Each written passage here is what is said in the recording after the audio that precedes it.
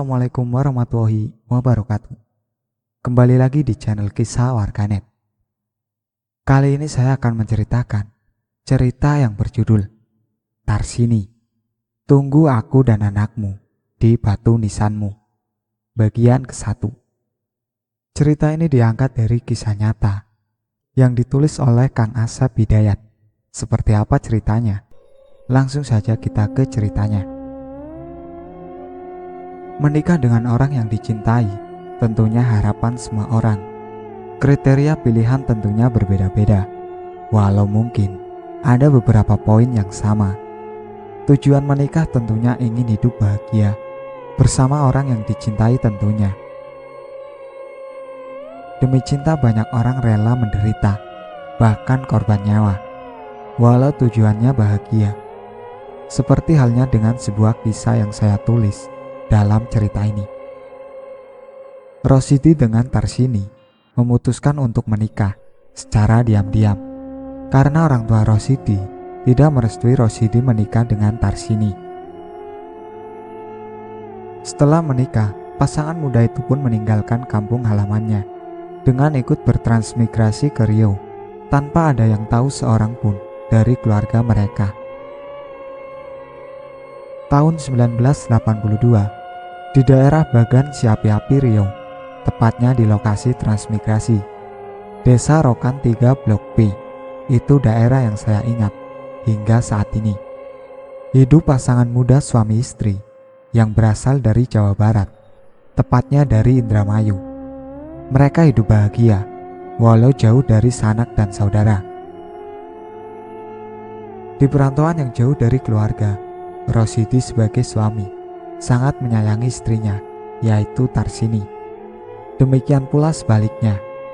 Untuk hidup sehari-hari, Rosidi bekerja keras bertani, bercocok tanam di lahan pemberian pemerintah pada masa Orde Lama.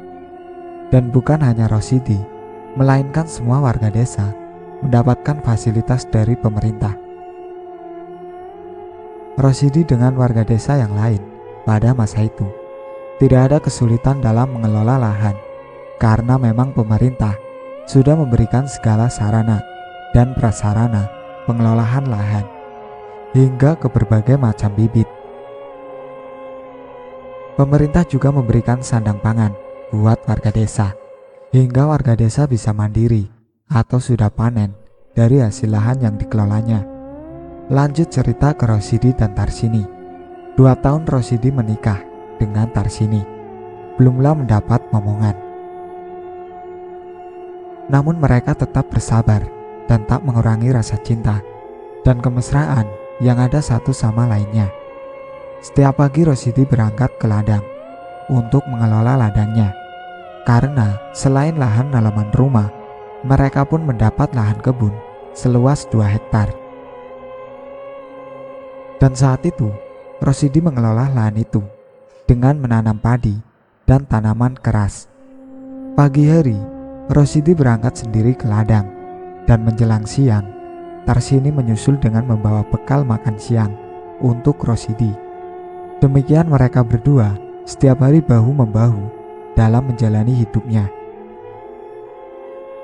"Dek, kalau suatu saat kita punya anak, mau kasih nama apa ya?" Di sela istirahat makan siang, tiba-tiba saja Rosidi bertanya tentang kelak jika mereka mempunyai anak akan diberi nama apa. "Kakang ada-ada saja."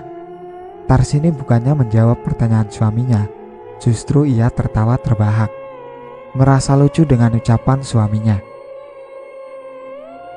"Alah Kang, aku aja belum hamil, gimana bisa kita punya anak?" ujar Tarsini sambil tertawa. Mendengar ucapan istrinya, Rosidi ikut tertawa. Ya siapa tahu esok atau lusa adik hamil. Rezeki kan Gusti Allah yang atur. Di sela tawanya, Rosidi berkata, "Amin ya Rob." Tarsini mengaminkan ucapan Rosidi. "Dek, kita pulang yuk. Soalnya kakang capek kali hari ini kerjanya." Rosidi mengajak pulang istrinya dan tidak berniat melanjutkan kerja selepas makan siang tadi. Tarsini pun mengiyakan tanda ia pun setuju. dan mereka pun akhirnya pulang ke rumah. Di pagi yang sangat segar dan indah, embun pagi masih terlihat putih, menggumpal di udara. Kicau burung bersautan, seakan bergembira menyambut datangnya hari. Terlihat warga desa mulai beriringan, berjalan hendak pergi ke ladang. Namun ada juga yang hanya bekerja di halaman rumah masing-masing. "Dik, Kakang berangkat dulu ya." Pagi itu, Rosidi berpamitan kepada istrinya, hendak ke ladang. "Kang, kalau bisa hari ini, jangan ke ladang ya. Aku kan lagi kurang enak badan nih," rengek Tarsini, melarang suaminya agar tak pergi ke ladang, karena ia merasa tidak enak badan. Tarsini memang sepulang dari ladang kemarin, merasa tidak enak badan. Tarsini mengeluh sakit kepala dan perutnya mual. Hingga beberapa kali ia pun muntah. "Gini saja ya dek, Kakang pergi ke ladangnya sebentar saja. Sebelum siang Kakang pulang. Karena kalau Kakang tak ke ladang, gimana dengan padi kita yang sebentar lagi mau panen?" Rosidi tetap mau pergi ke ladang dan berjanji tidak akan lama. Tarsini pun akhirnya setuju dan Rosidi pun berangkat. Setelah Rosidi berangkat ke ladang, Tarsini pun masuk kembali ke kamarnya. Ia kembali membaringkan tubuhnya di kasur, karena ia saat itu benar-benar merasa pusing dan mual-mual.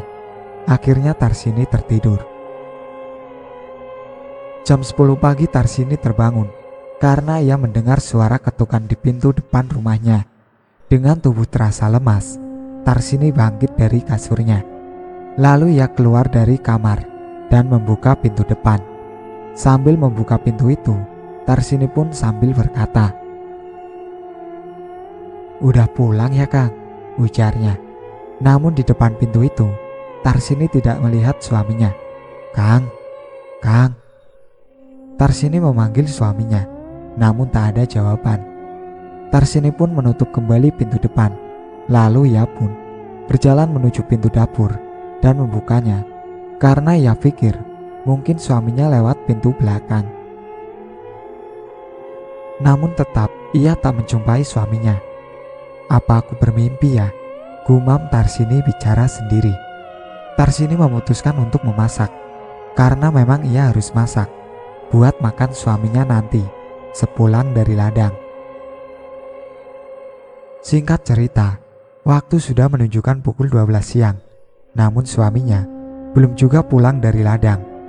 Padahal tadi pagi suaminya berjanji tidak akan lama. Namun Tarsini tetap berpikir positif.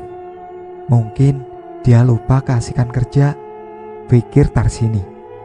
Setelah selesai memasak buat suaminya, ia pun kembali istirahat di kamarnya. Waktu menunjukkan pukul 4 sore, Rosidi belum pulang juga dari ladang. Tentunya perasaan Tarsini mulai resah. Ia khawatir takut terjadi sesuatu hal yang buruk terhadap suaminya, karena suaminya tidak pernah hingga sore ini belum pulang dari ladang. Tarsini keluar rumah dan mendatangi rumah tetangga, 3 rumah dari rumahnya. "Assalamualaikum, Umi, Mi." Kartini mengucapkan salam dan memanggil tetangganya itu. "Waalaikumsalam." Tak lama berselang dari dalam rumah itu, terdengar suara menjawab salam dari Tarsini, dan pintu rumah pun dibuka. "Ada apa, Dek?" tanya pemilik rumah itu, yang seorang ibu-ibu. "Mi, Kang Rosidi belum pulang dari ladang. Dari pagi tadi, Mi," ujar Tarsini dengan raut wajah khawatir kepada ibu pemilik rumah yang biasa dipanggil Umi. "Loh, biasanya adek kan pergi bareng ke ladang?" tanya Umi ke Tarsini. "Iya Mi, aku 2 hari ini gak enak badan, kepalaku pusing dan perutku mual Mi, jadi aku gak ikut ke ladang," jawab Tarsini. "Mi, bisa gak minta tolong ke bapak, susulkan Kang Rosidi ke ladang. Aku khawatir ada apa-apa sama suamiku, karena gak biasanya dia belum pulang sampai sore gini Mi." Tarsini meminta tolong ke suami Umi untuk menyusulkan suaminya. Singkat cerita, akhirnya Umi menyampaikan kepada suaminya untuk menyusul Rosidi ke ladangnya. Dan suami Umi pun berangkat dengan 2 orang tetangga lainnya menyusul Rosidi ke ladang. Ladangnya Rosidi memang tidak terlalu jauh, kira-kira 2 kilometer dari rumahnya. Namun pada saat itu masih banyak hutan belantara di sekeliling desa itu. Makanya warga desa paling lama jam 3 sore sudah kembali ke rumah masing-masing dari ladang. Pertimbangan takut karena masih banyak binatang buas di area hutan. Tarsini masih menunggu di rumah Umi. Ia belum mau kembali ke rumahnya sebelum suaminya pulang. Menjelang maghrib suaminya Umi dan 2 tetangganya pun kembali dari menyusul Rosidi. Namun tidak terlihat Rosidi bersama mereka. Tentu saja hal itu membuat Tarsini semakin risau. "Mana suamiku? Kok gak ikut pulang, Pak Ustadz?" tanya Tarsini kepada suaminya Umi, yang ternyata di desa itu sebagai ustadz. "Saya dan teman-teman tak menjumpai suamimu di sana, Dek. Kami sudah mencarinya dan memanggilnya, tapi dia gak ada. Berhubung hari sudah hampir maghrib dan gelap, kami memutuskan untuk pulang karena kami tidak bawa senter dan senjata apapun," tutur Pak Ustadz. "Jadi suamiku kemana ya?" Tarsini saat itu bukan cuma khawatir, ia mulai menangis. Umi berusaha untuk menenangkan Tarsini agar tetap tenang. "Tenang dulu ya, Dek. Habis sholat maghrib nanti saya umumkan di masjid dan kita cari bersama ya." Demikian Pak Ustadz berkata dan berjanji akan melakukan pencariannya setelah maghrib. "Iya Pak Ustadz, aku minta tolong ya," jawab Tarsini sambil menangis. Singkat cerita, setelah sholat maghrib diumumkan oleh Pak Ustadz perihal belum pulangnya Rosidi dari ladang. Semua warga desa kompak malam itu juga mencari Rosidi di ladang dan sekitarnya. Masing-masing warga membawa obor atau senter sebagai penerangan. Selain itu, warga pun masing-masing membawa senjata tajam sebagai perlindungan dari segala hal yang mungkin sewaktu-waktu diserang binatang buas di ladang dan di hutan. Mulai memasuki area kebun dan hutan, warga sudah memukul bendungan dari bambu sambil memanggil nama Rosidi. Namun warga belum juga menemukan Rosidi di ladangnya. Warga terus menyisir ladangnya Rosidi hingga memasuki area hutan. Tiba-tiba saja terdengar suara geraman, seperti suara harimau atau apalah. Intinya warga yakin itu suara binatang buas. Mendengar suara geraman itu, sontak warga terkejut, bahkan ada rasa takut. "Bapak-bapak, agar lebih tingkatkan lagi kewaspadaan. Saat ini kita berada di dalam hutan," ujar Pak Ustadz mengingatkan.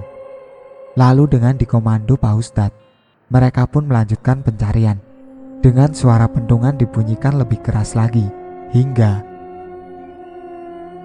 terlihat kelebatan warna hitam dan besar melompat dari bawah pohon ke arah semak belukar yang diiringi suara geraman. Melihat hal itu, warga semakin mempercepat langkahnya dengan kewaspadaan penuh mengejar kelebatan hitam tadi yang diyakini waktu itu seekor beruang besar. Hingga warga berada tepat di bawah pohon besar, di mana beruang besar tadi melompat dan berlari masuk ke tengah hutan. Sejenak warga berhenti melangkah dan memeriksa situasi di daerah bawah pohon itu. "Pak Ustadz, lihat ini apa, Pak?"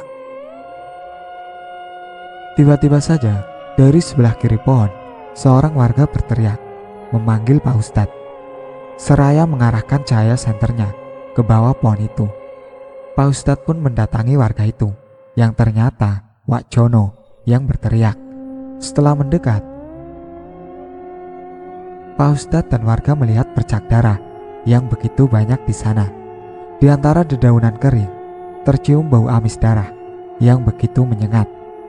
Wak Jono serta yang lainnya terus mengikuti jejak dan percikan darah itu dengan senter masing-masing. Astagfirullah Pak Ustadz, kiye anak lambine siapa ya? Akeh temen ketiye, ujar Pak Tanari. Seraya terus menyorotkan cahaya senternya ke satu titik di sebelah pohon besar itu. Ia menemukan satu helai pakaian berbahan kaos berwarna biru muda yang terlihat penuh dengan bercak merah darah yang masih basah. Pak Ustadz bersama Pak RT yang saat itu ikut serta terkejut melihat temuan Pak Tanari dengan menggunakan kayu sebagai pengait. Baju itu ditarik Pak Tanari karena posisinya agak sulit dijangkau dengan tangan.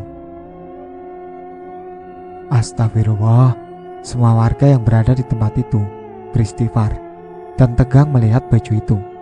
Dalam pikiran mereka mulai berpikir dan mengaitkan dengan hilangnya Rosidi. Dengan ditemukan sehelai baju kaos, warga mulai melebarkan pencariannya. Di seputaran ditemukannya baju itu.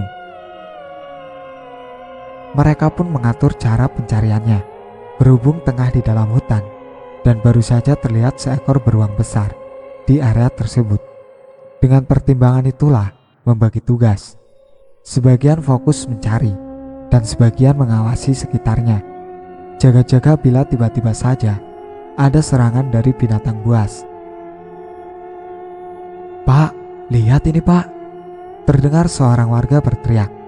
Sontak teriakan itu mengejutkan sebagian warga lainnya. Lalu beberapa warga mendatangi rekannya yang berteriak tadi. "Ya Allah, kasihan kali," ucap warga yang melihat satu benda yang baru saja ia temukan di semak belukar itu. Warga yang melihat benda bulat yang berlumuran dengan darah itu pun beristighfar. Astagfirullah, innalillahi wa inna ilaihi rajiun.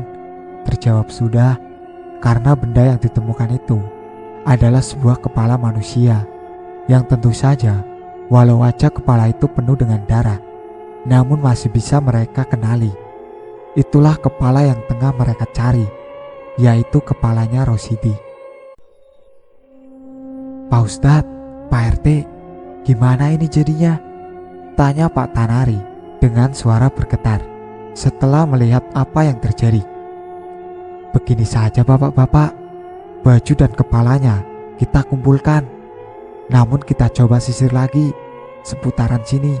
Siapa tahu masih ada bagian tubuh Rosidi yang tersisa," ujar Pak Ustadz dan Pak RT. Singkat cerita, setelah menyisir sekali lagi, di seputaran diketemukannya baju dan kepala Rosidi. Namun tak juga diketemukan sisa tubuh lainnya. Akhirnya, warga memutuskan untuk kembali ke desa.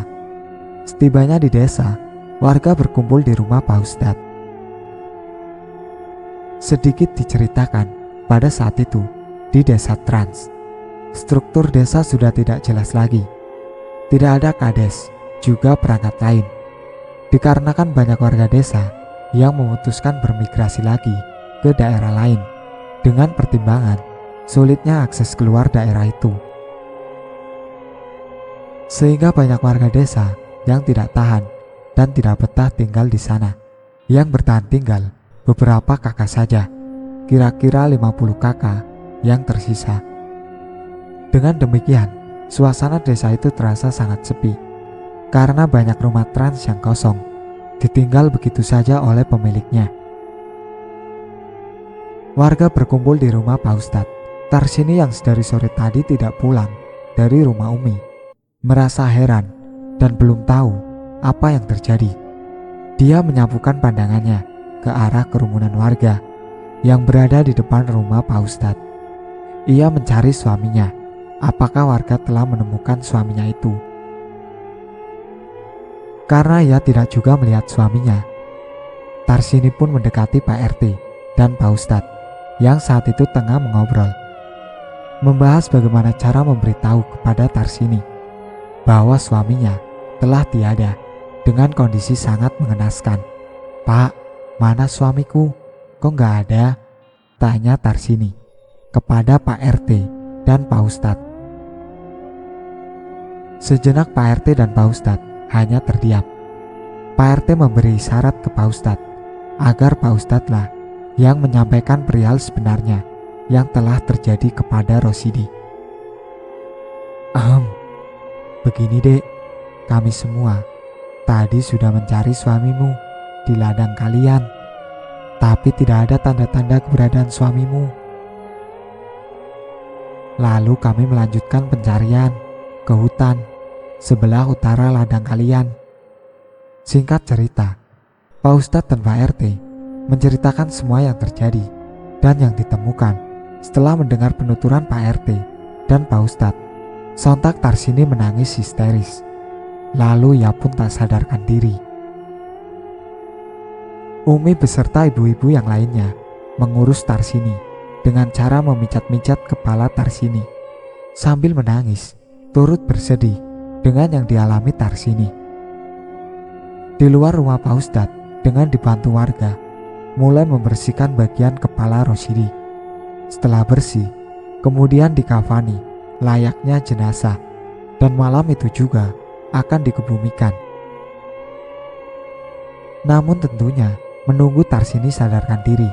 1 jam berlalu, Tarsini pun sudah siuman dari pingsannya. Begitu ia siuman, Tarsini kembali menangis. Gusti Allah, kenapa suamiku kau biarkan dimakan binatang buas? Lalu aku dengan siapa lagi di dunia ini?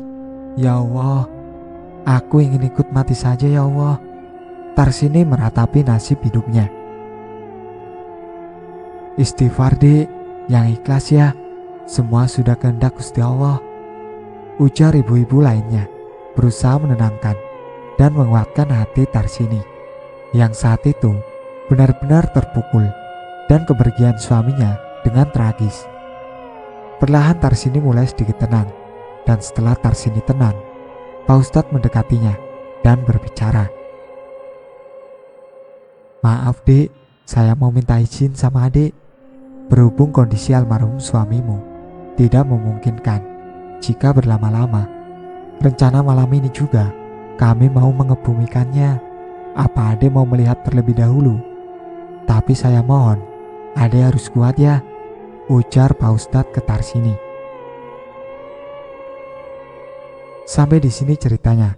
Nantikan cerita kelanjutannya di part berikutnya. Sekian dari saya. Wassalamualaikum warahmatullahi wabarakatuh. Jangan lupa like, komen, dan subscribe channel ini.